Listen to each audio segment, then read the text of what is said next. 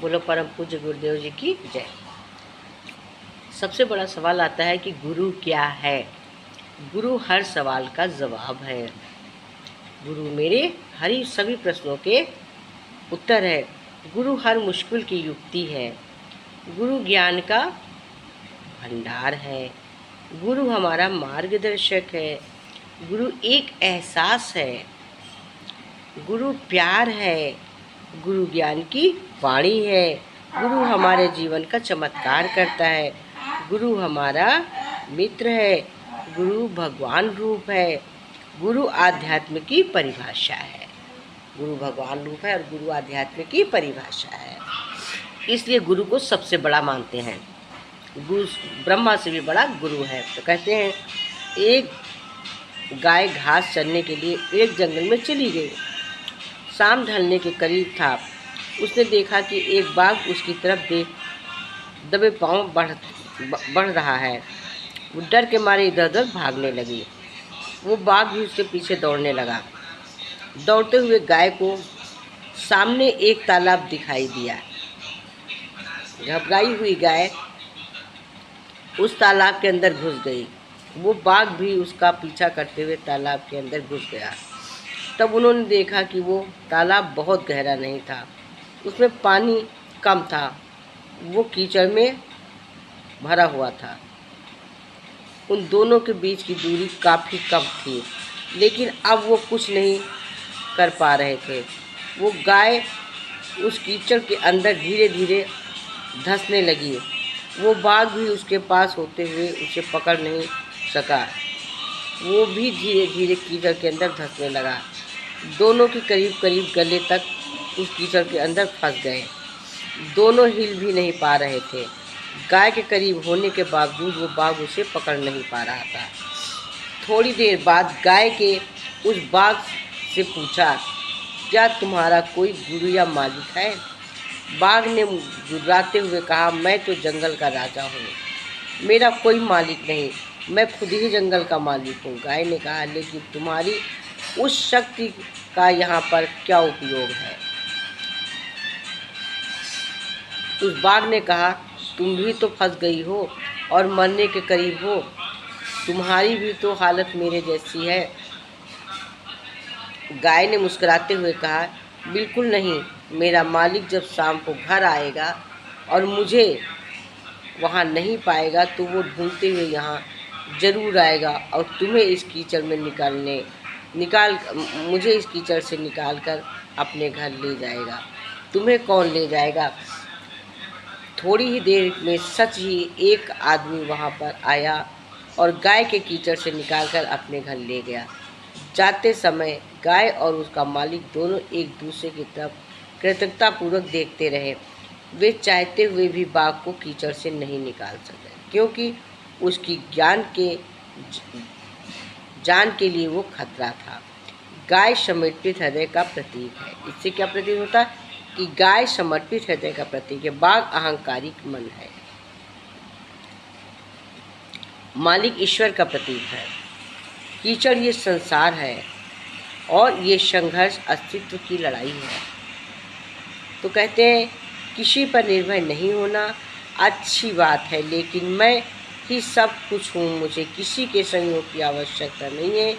यही अहंकार है और इसी से विनाश का बीजारोपण होता है। ईश्वर से बड़ा इस दुनिया में सच्चा हितैषी कोई नहीं है, क्योंकि वही अनेक रूपों में हमारी रक्षा करता है। कहते हैं दुनिया में गुरु से बड़ा कोई हितैषी नहीं होता। एक संत अपने शिष्य के साथ जा रहे थे। अचानक बारिश तेज हो गई और नदी में पानी बढ़ गया। लौटने का रास्ता एक ही था, जो सकरा सा पुल था। उस पर पार पानी बह रहा था। गुरु ने शिष्य से कहा, मेरा हाथ पकड़ लो, हम पार कर लेंगे। ये शिष्य ने हाथ नहीं पकड़ा। गुरु जी ने बार बार कहने पर भी शिष्य ने नहीं माना और गुरु का हाथ नहीं पकड़ा उसने। गुरु जी ने बार बार कहने पर भी शिष्य नहीं माना, तो गुरु ने हाथ पकड़ा और खींच कर नदी के पार ले गए और बोले, मैं इतनी देर से बोल रहा हूँ, मेरा हाथ पकड़ लो, तो क्यों नहीं पकड़ा? इस पर शिष्य ने प्यारा सा उत्तर दिया, दिल को छू जाने वाला। बोला, मेरे गुरु, मैं बहुत ही कमज़ोर हूँ, दुर्बल हूँ, मुझे खुद पर भरोसा नहीं था। यदि मैं हाथ पकड़ता तो छोड़ सकता था, लेकिन मुझे आप पर भरोसा था कि यदि आप हाथ पकड़ेंगे तो कभी छोड़ेंगे नहीं, इसलिए मैंने हाथ नहीं पकड़ा। हम भी दुआ करें कि हमारा हाथ हमारा गुरु पकड़ ले, क्योंकि यदि गुरु ने एक बार हाथ पकड़ लिया तो मंजिल पार हो जाती है, छोड़ते नहीं हैं। क्योंकि भगवान कहते हैं जीवन जितना साधारण होता है उतना उसे जीने में आनंद आता है। ऐसा जीवन व्यक्ति की आत्मनिर्भरता को बढ़ाता है। सभी जानते हैं कि भगवान श्री कृष्ण बहुत सादा जीवन जीते थे। गोकुल के राजघराने में प्रवेश होने के बावजूद भी वो सामान्य बालकों के साथ मित्रता रखते थे। ठीक ऐसे ही हमें साधारण जीवन जीना चाहिए। व्यक्ति के पास भले ही कितना ऊंचा पद हो, पैसे हो, भार हो, उसे घमंड नहीं करना चाहिए। जिस प्रकार श्री कृष्ण का चक्र चलता है उसी समय चक्र भी चलता, बिना विचलित हुए बस अपने लक्ष्य की ओर चलकर कर्म करना चाहिए।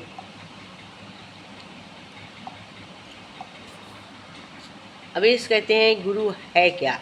जैसे सेब को यदि काट कर देखें तो उसमें से अक्सर 3 बीज निकलते हैं, और एक बीज में से एक पेड़ से अनेक सेब, अनेक सेबों से फिर 3-3 बीज, हर बीज से फिर एक एक पेड़, और अनवरत क्रम चलता रहता है। ठीक इसी तरह गुरु की कृपा हमें प्राप्त होती रहती है। जब हमें उसकी प्राप्ति का एक बीज अपने मन में लगा लेने की जरूरत है। गुरु एक तेज है जिसके आते ही सारे संशय के अंधकार खत्म हो जाते हैं। फिर नंबर 2 कहते हैं गुरु वो मृदंग है जिसके बजते ही आनंद नाद सुनना आरंभ हो जाता है। गुरु वो ज्ञान है जिसके मिलने से भय समाप्त हो जाता है। गुरु वो दीक्षा है जो सही मायने में मिलती है तो भाव सागर पार हो जाती है। गुरु वो नदी है जो निरंतर हमारे प्राणों से बहती रहती है। गुरु वो सच्चित आनंद है जो हमें हमारी पहचान देता है। गुरु वो बांसुरी है जिसके बजते ही मन और शरीर आनंद अनुभव करते हैं। गुरु वो अमृत है जिसे पीकर कोई कभी प्यासा नहीं रहता है। गुरु वो कृपा है जो सिर्फ कुछ शत शिष्यों को ही मिलती है, कुछ पाकर जो समझ जाते हैं। तभी कहते हैं कि भक्ति जब भोजन में प्रवेश करती है तो भोजन को प्रसाद बना देती है। कहते हैं एक दिन श्याम सुंदर श्याम जी के बालों को संवार रहे थे। कंघी करते जाएं पर बाल उलझते जाएं, कंघी करते जाएं, सब बाल आपस में उलझते चले गए। उम्मीद नहीं थी कि रात तक भी सुलझ जाएंगे। राधा जी सखियाँ दूर बैठकर हंस रही थीं। काफ़ी देर तक श्याम सुंदर पसीने से तरबर हो गए। वो परेशान दिखने लगे। राधा जी मस्त आंखें बंद किए इस सारे प्रसंग को आनंद ले रही थी। सखियाँ पास आईं और बोली, किशोरी जी तुमको पता नहीं चला, तुम्हारे बाल उलझ चुके हैं, श्याम सुंदर से सुलझ नहीं रहे हैं। उठो, उनसे कंघी वापस लो और अपने बाल सुलझाओ। ये सुनते ही राधा जी के मुंह पर अश्रुबिंद प्रभावित होने लगी। राधा जी बोली, अगर श्याम सुंदर इसी तरह चुपचाप मेरे से बाल सुलझाते रहे तो मैं चाहती हूँ कि सारी उम्र ऐसे ही उलझे रहें, श्याम सुंदर के प्रेम में मैं डूबी रहूं। गुरु कहते हैं कि दौलत से सुविधाएं मिलती, सुख नहीं मिलता है। इसलिए भगवान चिंतन करो, मनन करो। सुख मिलता है तो आपस के प्यार से और अपनों के साथ से। अगर सुविधाएं से सुख मिले तो कोई पैसा वाला कभी दुखी नहीं हो। चेहरा देखकर इंसान पहचानने की कला थी। मुझ में तकलीफ तो बस हुई जब इंसानों के पास चेहरे बहुत हैं। खाली जेब लेकर निकलो काफ़ी बाजार में, जनाब वहम दूर हो जाएगा इज्जत कमाने में। जहाँ जिसका दाना रहता है उसी समय उसे वहाँ भगवान बुला लेते। कोई किसी को दिया नहीं खाता, हर व्यक्ति अपने नसीब का खाता है। मशहूर होना लेकिन कभी मकसूर मत होना। छू लो कदम कामयाबी के लेकिन कभी अपनों से दूर मत हो। जिंदगी के हाथ नहीं होती लेकिन कभी कभी वो ये थप्पड़ मारती है जो पूरी उम्र याद रहता है। यही गुरु हमें सिखाता है। गुरु हमें बताते हैं कि ईश्वर की शक्ति पर विश्वास करो, उससे बढ़कर कुछ नहीं। कहते हैं कि मेहनत से सब कुछ हो जाता है, और कुछ कहते हैं कि परमात्मा के मन में जो योजना है उसके अनुसार ही सब कुछ होता है। तब हमारी यहाँ कहना ये होता, अगर सब कुछ नियोजित है तो हम क्या, और अगर हम कुछ पूर्व नियोजित नहीं है, मेहनत से कुछ हो जाता है, तो ईश्वर की योजना बृहत इच्छा है, वो तुक्ष हो जाती है, इसलिए ये भी संभव नहीं है। इस स्थिति में कर्म की चेष्टा का मूल्य और पूर्व निर्धारित वस्तु, यहाँ तक कि पहली बात, तुम तो चेष्टा करते हो, काम करते हो, उस काम को करने की बुद्धि, काम करने की शक्ति और काम करने की को कहाँ से आती है? जो बुद्धि है वो तुम्हारी नहीं है, तुम्हारी जो कर्म चेष्टा है, कर्म प्रतिष्ठा है, उसकी मालिकियत तुम्हारी नहीं है। तब बात क्या है? पुरुषोत्तम अनंत शक्तिशाली है और अपनी उस शक्ति का उस एक बूंद तुम्हें भी दिया है। उन्होंने वे चाहते हैं कि बच्चे आपस में खून कूद कर तर्क करें, व प्रेम करके लड़ाई भी ना करें, अंत में आपस में जाएं। तो पुरुषोत्तम के बच्चे जो करते हैं वो उसकी शक्ति, और महापुरुष जो कहते हैं अपनी शक्ति की, तुम्हारे पास जो शक्ति है वो सीमित है और उसके पास जो शक्ति है वो अनंत है।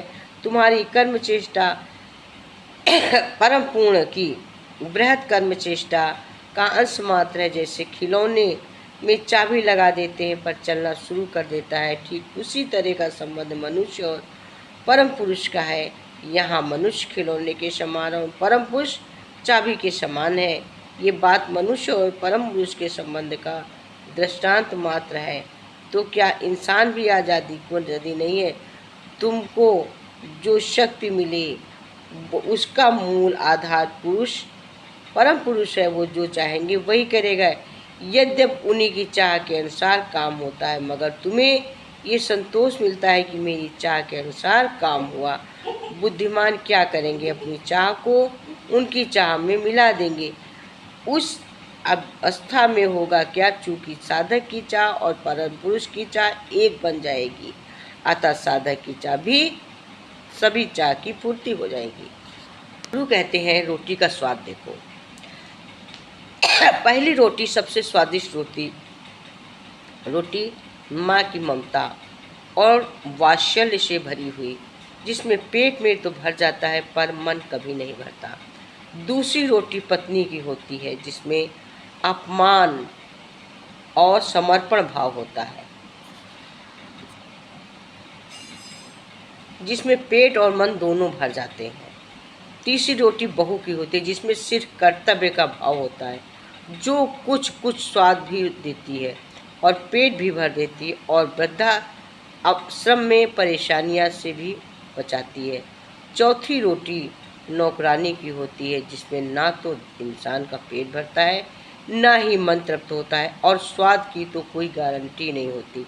इसलिए माँ की हमेशा पूजा करो, पत्नी को सबसे अच्छा दोस्त बनाकर जीवन में जियो, बहू को अपनी बेटी समझो और छोटी मोटी गलतियां नज़रअंदाज कर बहू खुश रहेगी तो बेटा भी आपका ध्यान रखेगा।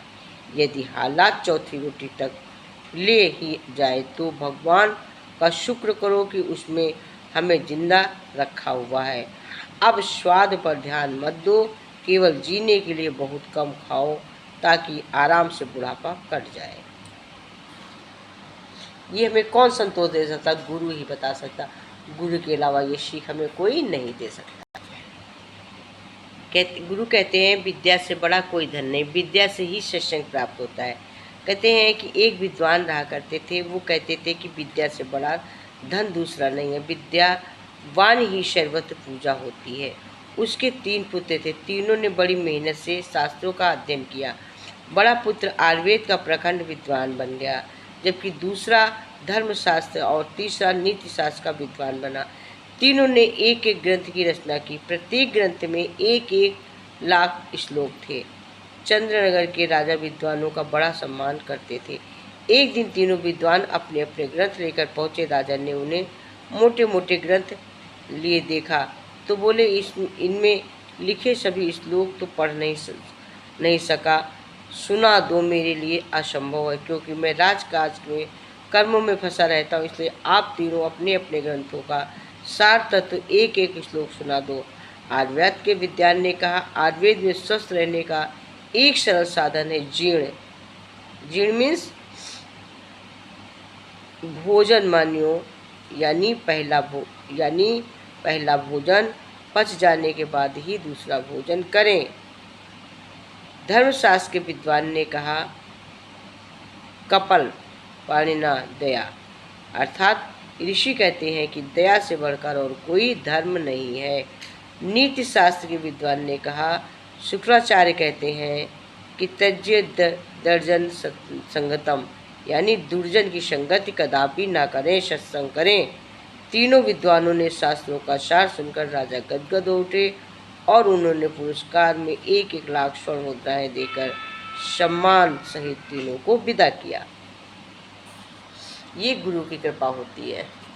गुरु कहते हैं कि ज्ञान तो तुम्हारे शरीर में है, पर उसको खोज नहीं पाते हो। जैसे एक आदमी कुआं बनाता है, जमीन खोदता है, पत्थर निकालता है, मिट्टी निकालता है, फिर नीचे झरने फूटते हैं कुएं, और कुएं में पानी भर जाता है। उसी प्रकार कुएं में पानी मौजूद था, परंतु ज्ञान नहीं था कि यहाँ पर खोदेंगे तो निकलेगा।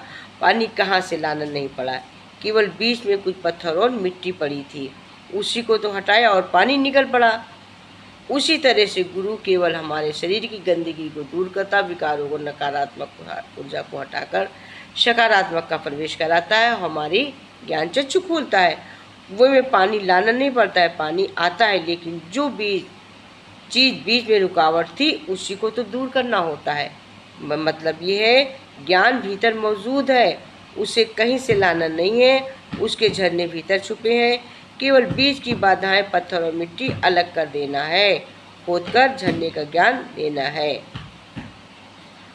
कहते हैं गुरु हमारा कैसा हो, जो हमारी दृष्टियों में वास्तविक बोधवान तत्वान दिखते हों और जिनके सिवाय और किसी में वैसी अलौकिकता विलक्षणता न दिखती हो, जो कर्म योग, ज्ञान योग, भक्ति योग और साधनों तत्व से ठीक ठीक जानने वाले हों, जिनके संग में वचनों में हमारे हृदय में रहने वाली शंकाएं बिना पूछे ही स्वतः दूर हो जाएं, जिनके पास में रहेंगे प्रसन्नता से अनुभव होता है, जो हमारे साथ केवल हमारे हित के लिए ही संबंध रखने की कोशिश करते हैं, जो हमारे से किसी भी वस्तु की किंचित मात्र भी आशा न रखते हों, जिनकी संपूर्ण चेष्टाएं केवल साधकों के हित के लिए हों, जिनके पास रहने से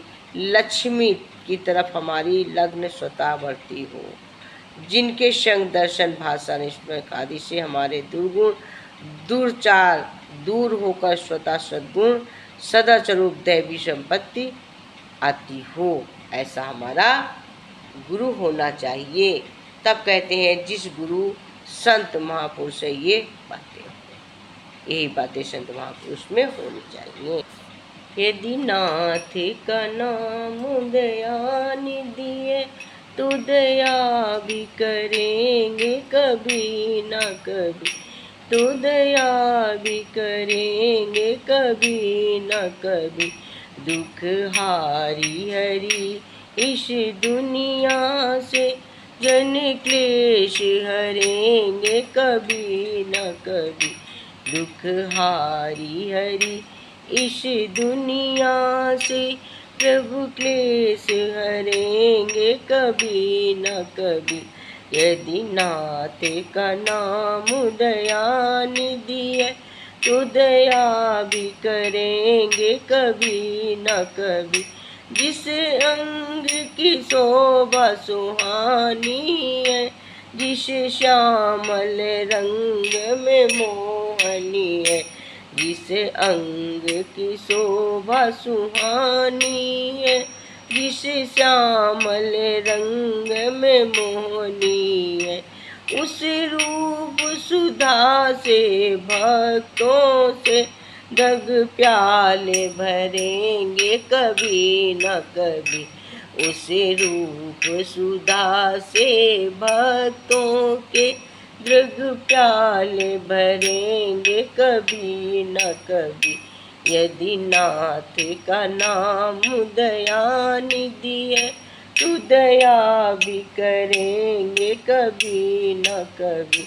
जहाँ व्याघ्र निषाद का आदर है, जहाँ गीध निषाद का अदर है, जहाँ व्याघ्र अजामिल का घर, जहाँ गीध निषाद का आदर है, जहाँ व्याघ्र निजामिल का घर है, वो वेश बना के उसी घर में, वो वेश बना के उसी घर में हम जा पहुँचेंगे कभी न कभी। हम जा पहुँचेंगे कभी न कभी। यदि नाथ का नाम दयानिधि है तो दया भी करेंगे कभी न कभी। तो दया भी करेंगे कभी न कभी।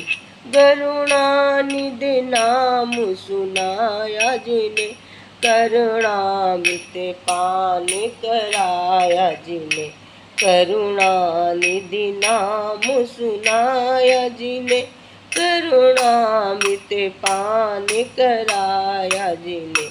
इस आस पे जन उचारे रहे, इस आस पे जन उचारे रहे, तेरे दर्श मिलेंगे कभी न कभी।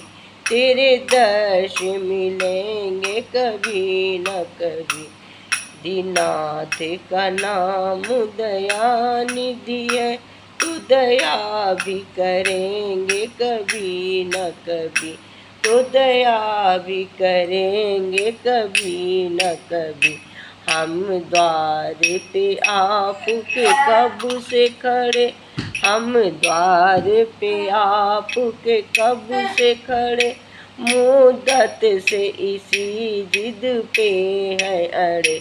भव सिंध तरे वो बड़े से बड़े, भव सिंध तरे वो बड़े से बड़े, ये भक्त तरेंगे कभी न कभी। भव सिंध तरे जो बड़े भय भक्त तरेंगे कभी न कभी। यदि नाथ का नाम दयानिधि है तो दया भी करेंगे कभी न कभी। यदि नाथ का नाम दयानिधि है तो दया भी करेंगे कभी न कभी। तो दया भी करेंगे कभी न कभी। बोलो परम पूज्य गुरुदेव की जय।